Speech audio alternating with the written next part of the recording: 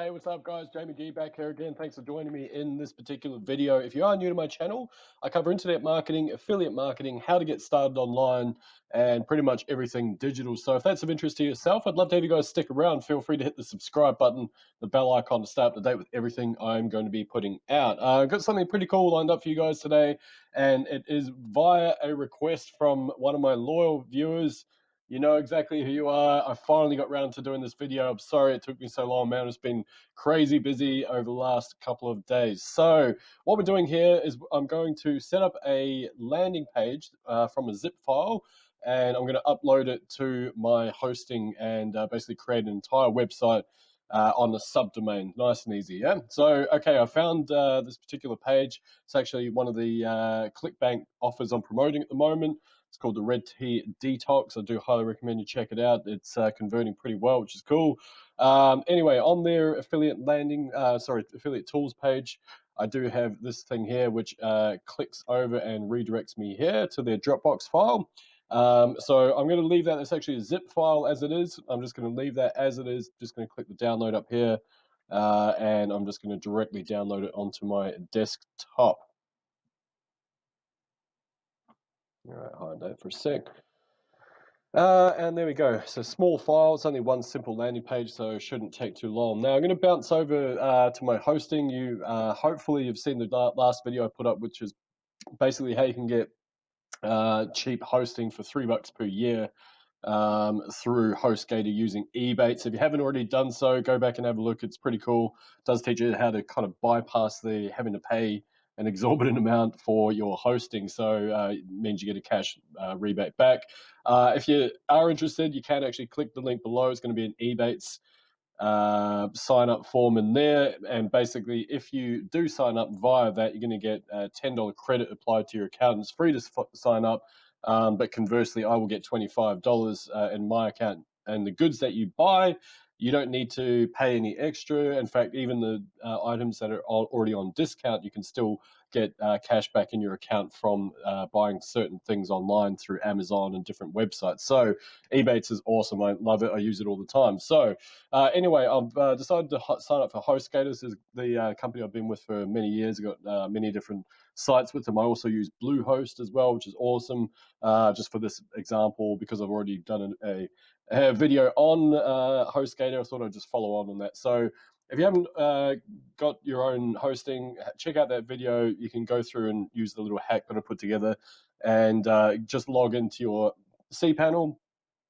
Should look relatively similar. I think there are subtle differences between them, but they all should have similar tools. So what we want to go down to is our file manager. Actually, first of all, I'm going to create a new subdomain. Yeah, so click on that subdomain. And I could probably put it, I've got a whole bunch of domains that are just sitting there doing not much at the moment, to be honest. So I probably could just create a new one, but, add it to an existing domain, but I'm going to put it on a subdomain. So on this one, I'm going to go, let's just say, what are we going to call it? Just Red Tea Detox. And then I'm going to put it on one of my sites. Oh no, this is confronting. You're now going to see all the different crazy sites that I've got. Okay. Some of them aren't relevant anymore, but let's just chuck it on that one. I think I might have redirected that elsewhere, but that doesn't matter. I'm just going to create that. Create.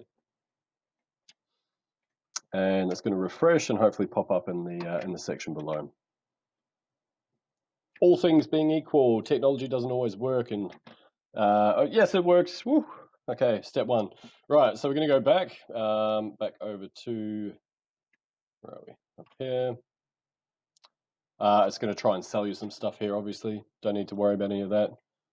And hopefully it takes me back to the, yeah, cool, okay. Right, now we've created a subdomain, so that's where we're going to put the files, everything like that. And once this loads, we're going to go scroll down. What you want to look for is the file manager. Here we go. Boom chakalaka. File manager loads up. And again, I'm giving you full preview to one of my hosting accounts. This is all very confronting because I pay a lot of my registrars like GoDaddy and whatnot privacy. So you guys can't see that, and now I'm showing the whole world. Well, some of the domains, I've got other ones parked out elsewhere, but anyway, that's all very nerve-wracking. And hopefully this loads pretty quick. Does like to take its time sometimes. Cool. Okay, now what we want to do is just find the subdomain I just put together, and all we're going to do is just upload the file into the subdomain. So I need to work through here, find it somewhere. Where is the subdomain? There we go, right there. Nice and easy. If you do get stuck on this page as well and you're not sure where to find it, sometimes it can be under the public HTML. Let's have a look under there, just double click on that and it will open up in this window.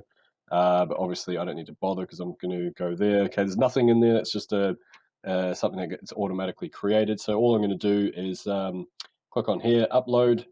You should have something similar. The principle of what you go through to get it onto here is the same. Okay, so we want to drag and drop, nice and easy. You're only allowed to upload 500 megs at a time for this particular hosting. Funny little story, sidetracking here for a little bit, but that domain name was was the first one that I ever bought, and after having it for like 5 years, I was trying to do all this SEO stuff to it, and I was sending backlinks and all that sort of stuff. And then I got to the point where I'm like, oh, look, I don't even need this anymore. It's kind of just a waste of my time having there.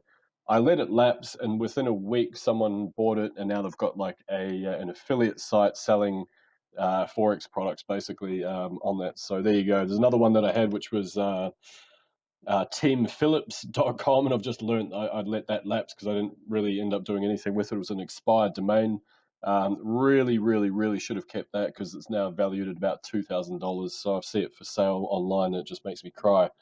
Anyway, I'm gonna get rid of that. I don't know if you're meant to or not. I personally do because I don't really care. Oh, yeah, okay, let's do it. Now, here we go. Just gonna jump into this, double click. Nope, and that tries to download, silly thing. Okay, sorry, single click, and then we want to unload it, unpack it first. So, sorry, where are we? Extract, my bad. There we go, extract. Yep, just want it in that same thing. You don't really want to mess around with that. Boom, done, close that. Okay, so now we can delete that because we don't need the zip file there clogging up space, even though it's only a 1.87 megs. Delete that. Yep, that's fine. That's a zip file. Okay, so now what we want to do is double click on that, and we want to basically control all. Nah, silly thing. Shift, select all that, and we want to go and move, and we want to go and get rid of that because we want it in the main folder. So we're just going to go there, bang, move there, and then we go up one level, and hopefully, all right, let's check this out. So what did I say? It was HOMD, wasn't it? So actually, it's interesting. Let's put it on that one. I'm pretty sure I put that on was it HOMD or whatever it's called. All right, let's check it out. Let's just copy and paste that. Control, and see what we got up here. Bang. May not work because, like I say, I don't even own that domain anymore, so I might have made a colossal boo-boo. All right, cool. So let's try the other one that I thought that I put it on. I'm gonna say JOMD.com.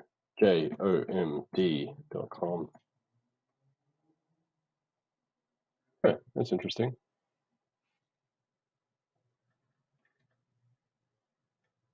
Red tea detox HJOMD. Oh, okay, that's interesting. Let's go back here and let's go reload that. And let's go over here and let's just reload that as well. IP server cannot be found. Okay. So sometimes I get it wrong. Sometimes when I go through these types of processes, it doesn't always happen the way I want. So The process is the same. Let's have a look in there. What I thought I put it in. There we go, 605. That was the one. Okay, that's interesting.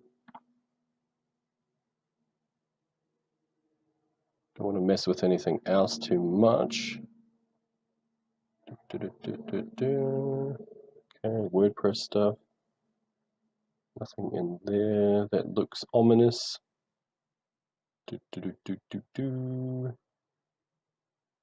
Okay. Yeah, it's only that one. How interesting. Let me pause this for a second. I have to work this out because normally it's really straightforward. You go through that process I just did then. You hit the refresh button, and when you go to the actual domain itself, the subdomain that you just set up, it should all be in place there. But obviously, it's coming up with a bit of an error.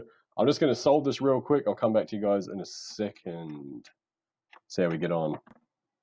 Alrighty, sorry about that, guys. So essentially what happened was the domain name, I was trying to put that on. I've actually got redirected to an affiliate link. So any organic traffic it gets, it immediately goes to an affiliate link. So that's why technically I'd set what they call the name servers elsewhere, meaning that I was unable to create a subdomain on that. So because it was kind of conflicted.